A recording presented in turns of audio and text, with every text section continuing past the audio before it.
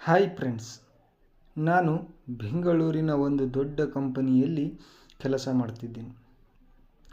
ನನ್ನ ಜೀವನ ಸರಳವಾಗಿತ್ತು. ನಾನು ಇನ್ನೂ ಮದುವೆಯಾಗಿರಲಿಲ್ಲ. ಹಾಗಾಗಿ ಒಬ್ಬನೇ ಫ್ಲಾಟ್ನಲ್ಲಿ ವಾಸಿಸುತ್ತಿದ್ದೆ.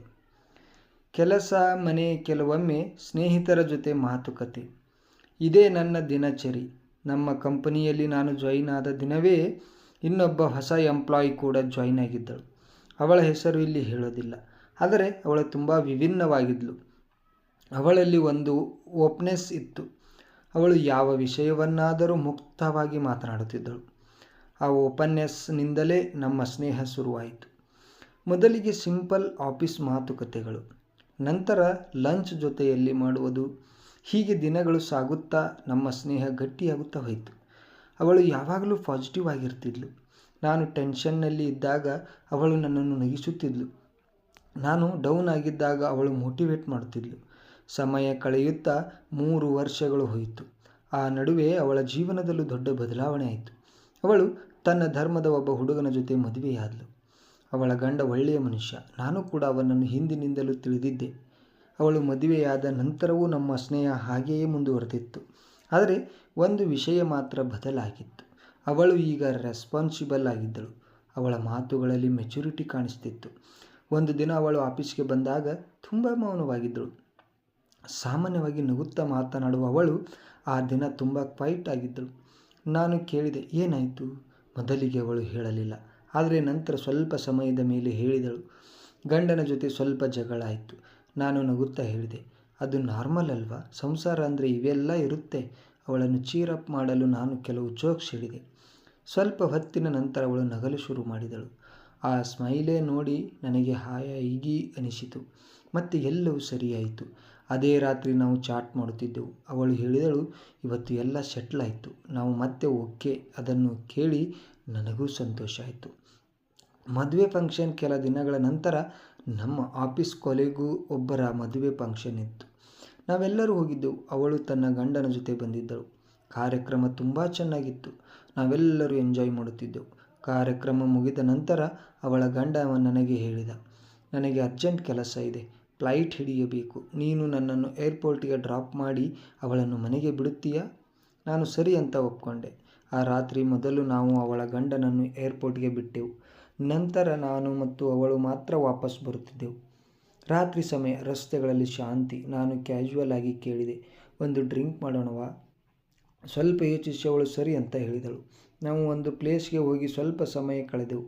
ಮಾತುಕತೆ, ಹಾಸ್ಯ ಎಲ್ಲವೂ ಲೈಟ್ ಮೂಡ್ನಲ್ಲಿ ಸಾಗುತ್ತಿತ್ತು.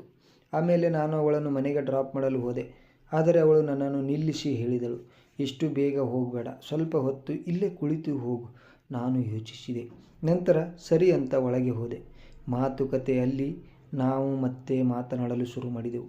ಈ ಬಾರಿ ಮಾತುಗಳು ಸ್ವಲ್ಪ ಡೀಪ್ ಆಗಿದ್ದವು. ಅವಳು ತನ್ನ ಜೀವನದ ಬಗ್ಗೆ ಹೇಳುತ್ತಿದ್ದಳು. ಸಂತೋಷ, ಕಷ್ಟ, ಒಂಟಿತನ. ನಾನು ಕೂಡ ನನ್ನ ಜೀವನದ ಬಗ್ಗೆ ಹೇಳಿದೆ. ಸಮಯ ಹೇಗೆ ಕಳೆಯಿತು ಗೊತ್ತಾಗಲಿಲ್ಲ. ಒಂದು ಕ್ಷಣ ಆ ರಾತ್ರಿ, ಒಂದು ಕ್ಷಣ ಬಂದಿತ್ತು. ನಮ್ಮಿಬ್ಬರು ಯೋಚಿಸದೆ ಒಂದು ತಪ್ಪು ನಿರ್ಧಾರ ತೆಗೆದುಕೊಂಡೆವು. ಅದು ಒಂದು ಕ್ಷಣದ ಭಾವನೆ, ಆದರೆ ಅದರ ಪರಿಣಾಮ ದೊಡ್ಡದು. ಬೆಳಿಗ್ಗೆ ಎದ್ದಾಗ ಎಲ್ಲವೂ ಬದಲಾಗಿತ್ತು. ಅವಳು ಮೌನವಾಗಿದ್ದಳು. ಅವಳ ಕಣ್ಣಲ್ಲಿ ಕಣ್ಣೀರು ಇತ್ತು. ನನಗೂ ತುಂಬ ಗಿಲ್ಟ್ ಆಗುತ್ತಿತ್ತು. ನಾವಿಬ್ಬರು ಮಾತನಾಡಿಕೊಂಡೆವು. ಅವಳು ಹೇಳಿದಳು, ನಾವು ಒಂದು ದೊಡ್ಡ ತಪ್ಪು ಮಾಡಿದ್ದೀವಿ. ನಾನು ಹೇಳಿದೆ, ಹೌದು, ಆದರೆ ಇದನ್ನು ಇಲ್ಲಿ ಅಂತ್ಯ ಮಾಡೋಣ. ಕೊನೆಗೆ ನಾವು ಒಂದು ನಿರ್ಧಾರ ತೆಗೆದುಕೊಂಡೆವು. ಆ ರಾತ್ರಿ ನಮ್ಮ ಜೀವನದಲ್ಲಿ ನಡೆದ ಒಂದು ತಪ್ಪು, ಅದು ಅಲ್ಲೇ ಮುಗಿಯಬೇಕು.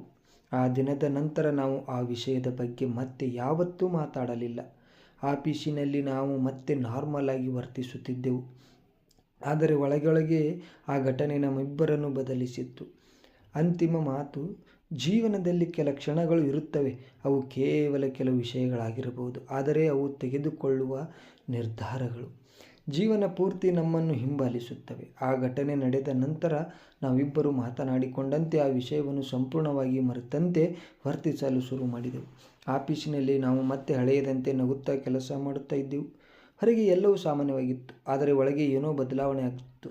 ಅವಳನ್ನು ನೋಡಿದಾಗ ನನ್ನ ಮನಸ್ಸಿನಲ್ಲಿ ಒಂದು ವಿಚಿತ್ರವಾದ ಭಾವನೆ ಮೂಡುತ್ತಿತ್ತು. ಅದು ಸ್ನೇಹ ಮಾತ್ರ ಇರಲಿಲ್ಲ, ಅದಕ್ಕಿಂತ ಹೆಚ್ಚಾದ ಏನೋ. ಆದರೆ ನಾನು ನನ್ನನ್ನೇ ಕಂಟ್ರೋಲ್ ಮಾಡುತ್ತಿದ್ದೆ. ಸಮಯ ಕಳೆಯುತ್ತಾ ಸುಮಾರು 1 ತಿಂಗಳು ಹೀಗೆ ಹೋಯಿತು. ಒಂದು ದಿನ ಆಫೀಸ್ನಲ್ಲಿ ಅವಳು ತುಂಬ ಮೌನವಾಗಿದ್ದಳು. ಮತ್ತೆ ಆ ಹಳೆಯ ನೆನಪಾಯಿತು. ನಾನು ಕೇಳಿದೆ, ಏನಾಯಿತು? ಮತ್ತೇನಾದರೂ ಸಮಸ್ಯೆಯಾ? ಅವಳು ಸ್ವಲ್ಪ ಸಮಯ ಮೌನವಾಗಿ ಇದ್ದು ನಿಧಾನವಾಗಿ ಹೇಳಿದಳು, ನಾನು ನಿನ್ನ ಜೊತೆ ಮಾತಾಡಬೇಕು, ಇಂಪಾರ್ಟೆಂಟ್. ಅವಳ ಮಾತು ಕೇಳಿ ನನಗೆ ಒಂದು ಅಂಜಿಕೆ ಶುರುವಾಯಿತು. ಸಂಜೆ ನಾವು ಒಂದು ಕಾಫಿ ಶಾಪ್ನಲ್ಲಿ ಭೇಟಿಯಾದೆವು. ಅವಳು ತುಂಬ ಗಂಭೀರವಾಗಿದ್ದಳು. ಸ್ವಲ್ಪ ಸಮಯದ ನಂತರ ಅವಳು ಹೇಳಿದಳು, ಆ ದಿನ ನಡೆದದ್ದು ನಾನು ಮರೆತೇ ಹೋಗಲು ಪ್ರಯತ್ನಿಸಿದೆ, ಆದರೆ ಆಗ್ತಿಲ್ಲ. ನಾನು ಮೌನವಾಗಿದ್ದೆ. ಅವಳು ಮುಂದುವರಿಸಿದಳು, ನನಗೆ ಗಿಲ್ಟ್ ಆಗ್ತಿದೆ, ಆದರೆ ಅದೇ ಸಮಯದಲ್ಲಿ ನನಗೆ ಕನ್ಫ್ಯೂಸ್ ಕೂಡ ಆಗ್ತಿದೆ. ನಾನು ಕೇಳಿದೆ. ಅಂದರೆ ಅವಳು ನೇರವಾಗಿ ನನ್ನ ಕಡೆ ನೋಡಿ ಹೇಳಿದಳು, ನಿನ್ನ ಬಗ್ಗೆ ನನ್ನ ಮನಸ್ಸಿನಲ್ಲಿ ಫೀಲಿಂಗ್ಸ್ ಬಂದು ಬಿಟ್ಟಿವೆ. ಆ ಮಾತು ಕೇಳಿ ನಾನು ಸಂಪೂರ್ಣವಾಗಿ ಶಾಕ್ ಆಯಿತು. ನನ್ನೊಳಗೆ 2 ಮನಸ್ಸುಗಳ ಯುದ್ಧ ಶುರುವಾಯಿತು. ಒಂದು ಕಡೆ ಇದು ತಪ್ಪು, ಅವಳು ಈಗ ಮ್ಯಾರಿಡ್. ಮತ್ತೊಂದು ಕಡೆ ನನಗೂ ಅವಳ ಬಗ್ಗೆ ಏನೋ ಫೀಲ್ ಆಗ್ತಿದೆ. ನಾನು ಸ್ವಲ್ಪ ಸಮಯ ಮೌನವಾಗಿ ಇದ್ದು ಹೇಳಿದೆ, ನಾವು ಹೀಗೆ ಮುಂದುವರಿದರೆ ಅದು ನಮ್ಮಿಬ್ಬರ ಜೀವನಕ್ಕೂ ಒಳ್ಳೆಯದಾಗಲ್ಲ. ಅವಳು ಕಣ್ಣೀರಿನಿಂದ ಕೇಳಿದಳು, ಅಂದರೆ ನೀನು ನನ್ನನ್ನು ದೂರ ಮಾಡ್ತೀಯಾ? ಅದೇ ಸಮಯದಲ್ಲಿ ಅವಳ ಫೋನ್ ರಿಂಗ್ ಆಯಿತು. ಸ್ಕ್ರೀನ್ ಮೇಲೆ ಅವಳ ಗಂಡನ ಹೆಸರು. ಅವಳು ಫೋನ್ ತಗೊಂಡು ಮಾತನಾಡಲು ಶುರು ಮಾಡಿದಳು. ನಾನು ಆ ಸಮಯದಲ್ಲಿ ಅವಳ ಮುಖ ನೋಡುತ್ತಿದ್ದೆ. ಅವಳು ಮಾತನಾಡುತ್ತಿದ್ದಾಗ ಅವಳ ಮುಖದಲ್ಲಿ ಸಂತೋಷ ಕಾಣಿಸುತ್ತಿತ್ತು. ಅವಳ ಗಂಡ ಅವಳನ್ನು ಎಷ್ಟು ಪ್ರೀತಿಸುತ್ತಾನೆ ಅನ್ನೋದು ಸ್ಪಷ್ಟವಾಗುತ್ತಿತ್ತು. ಆ ಕ್ಷಣದಲ್ಲಿ ನನಗೆ ಒಂದು ದೊಡ್ಡ ರಿಯಲೈಸೇಷನ್ ಆಯಿತು. ನಾನು ನನ್ನ ಫೀಲಿಂಗ್ಸ್ಗಾಗಿ ಅವರ ಸುಖದ ಜೀವನವನ್ನು ಹಾಳು ಮಾಡಬಾರ್ದು. ಅವಳು ಫೋನ್ ಇಟ್ಟು ನನ್ನ ಕಡೆ ನೋಡಿದಳು. ನಾನು ನಿಧಾನವಾಗಿ ಹೇಳಿದೆ, ನೀನು ಒಬ್ಬ ಒಳ್ಳೆಯ ಹೆಂಡತಿ. ನಿನ್ನ ಗಂಡ ನಿನ್ನನ್ನು ತುಂಬ ಪ್ರೀತಿಸುತ್ತಾನೆ. ಅವಳು ಮೌನವಾಗಿ ಕೇಳುತ್ತಿದ್ದಳು. ನಾನು ಮುಂದುವರಿಸಿದೆ, ನಾವು ಆ ದಿನ ಮಾಡಿದ ತಪ್ಪು, ಅದನ್ನು ಮತ್ತೆ ರಿಪೀಟ್ ಮಾಡಬಾರದು. ಅವಳ ಕಣ್ಣುಗಳಲ್ಲಿ ಕಣ್ಣೀರು ತುಂಬಿತು. ಅವಳು ಹೇಳಿದಳು, ನನಗೆ ಗೊತ್ತು, ಆದರೆ ಹೃದಯ ಕೇಳ್ತಿಲ್ಲ. ನಾನು ಸ್ಮೈಲ್ ಮಾಡಿ ಹೇಳಿದೆ, ಹೃದಯಕ್ಕಿಂತ ನಾವು ಸರಿಯಾದ ನಿರ್ಧಾರ ತೆಗೆದುಕೊಳ್ಳಬೇಕು. ಆ ದಿನ ನಾವು ಒಂದು ದೊಡ್ಡ ನಿರ್ಧಾರ ತೆಗೆದುಕೊಂಡೆವು. ನಾವು ಸ್ವಲ್ಪ ಡಿಸ್ಟೆನ್ಸ್ ಮೇಂಟೈನ್ ಮಾಡೋಣ, ಅನ್ನೆಸೆಸರಿ ಮಾತುಕತೆ ಕಡಿಮೆ ಮಾಡೋಣ, ಪ್ರೊಫೆಷ್ನಲ್ ಆಗಿ ಮಾತ್ರ ಇರೋಣ. ಆ ದಿನ ಕಾಫಿ ಶಾಪ್ನಿಂದ ಹೊರಡುವಾಗ ನಾವು ಇಬ್ಬರು ಮೌನವಾಗಿದ್ದೆವು. ಕೊನೆಯಾಗಿ ಅವಳು ಹೇಳಿದಳು, ನೀನು ನನ್ನ ಲೈಫ್ನಲ್ಲಿ ಒಳ್ಳೆಯ ಫ್ರೆಂಡ್ ಆಗಿ ಇರುತ್ತೀಯಾ?